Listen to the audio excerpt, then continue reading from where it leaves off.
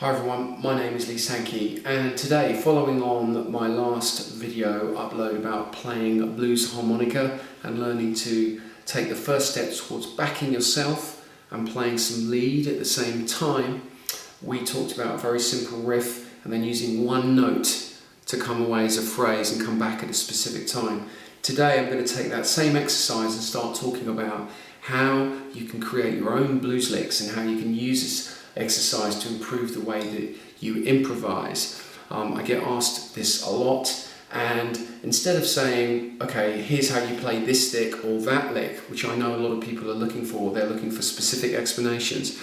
I also think it's more powerful in a way to get into the thinking of how you can create your own blues licks rather than just copying.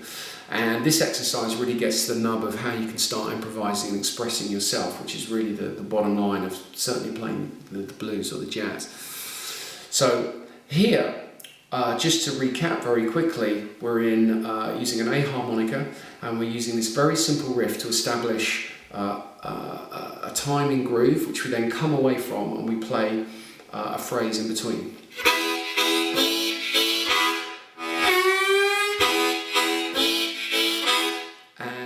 Check out the first video if you want to see how that all fits together.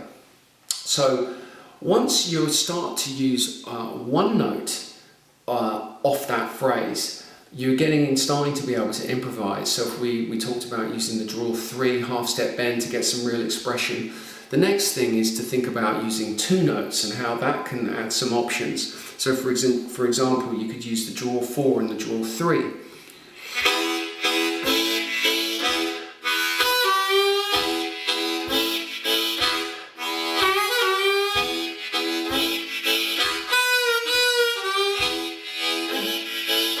So the key thing here as a beginner or as an intermediate player is to take 1 or 2 notes, keep it really simple, focus on clean notes and the expression, using your hands, tonal variation, and come up with your own ideas, your own options from a limited set of options. If you have too many options and you're thinking about long licks and long phrases, it'll be too much to get going. So you're looking to maximize the options and creativity from a limited set of choices. That is absolutely key. So by restricting yourself to just using one note, maximizing that one note, or 2 notes and maximizing those 2 notes, there's a whole lot of options and things you can do, and that will build your confidence. So keep things simple rather than trying to run off. Keep the timing there and really get the understanding of that interval where you can put the phrase or lick.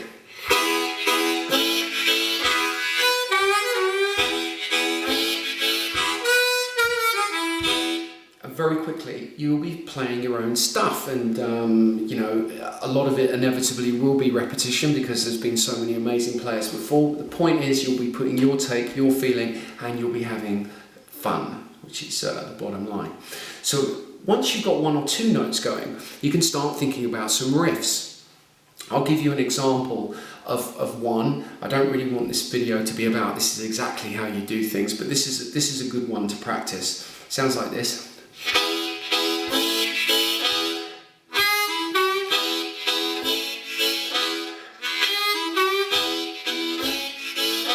So here, you're using draw 3, draw 2, back to the 3, half-step bend, back to the 2.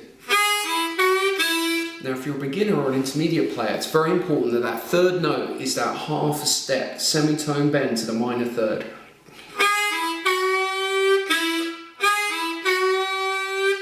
That's what you're looking for.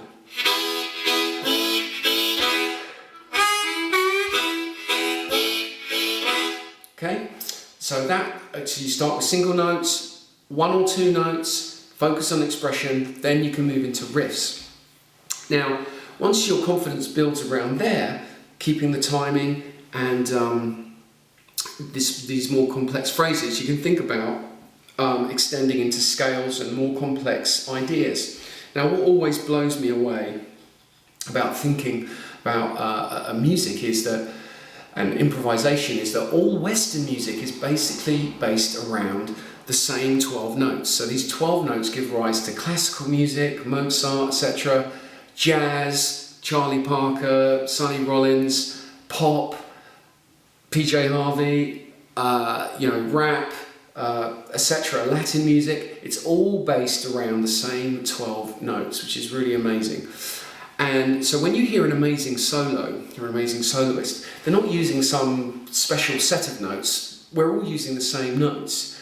It's just what you do with them which counts, and it's kind of obvious when you think about it, but it's still, it stops people getting bogged down in, or what's this magical formula. Really, it's the same notes. It's what you do with them. So once you've learnt the blues scale, the point is, that's what Little Walter is using, that's what Sonny Boy Williamson was using, that's what King Wilson is using. So once you've got that rhythm, and if you're watching YouTube videos about blues harmonica regularly, there's plenty of information about what the blues scale is and different ways of using it. Okay, so just using those notes from the blow 6, draw 5, draw 4, draw 4 half step bend, blow 4, draw 3 half step bend, draw 2. Just using that same of notes. Keep that rhythm going, but think about just using 3 notes or part of the scale. For instance, you could say, I'm just going to use the blow 6, draw 5, draw 4.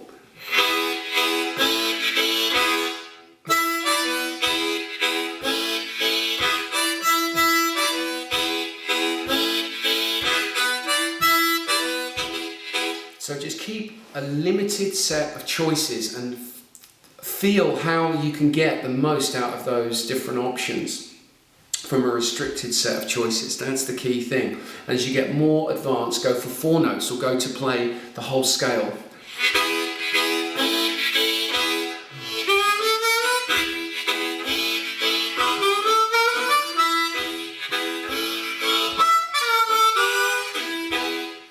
So as you get more confident, you can start extending things out. But the key is to start with 1 note, maximize that note for everything that it's got, using your hands, etc. Tone, variation. 2 notes, then add in riffs, and very quickly you'll be finding your own moves, your own combinations, and that's very, very important. As you get more confident, you can start thinking about using different rhythms or speeding this one up,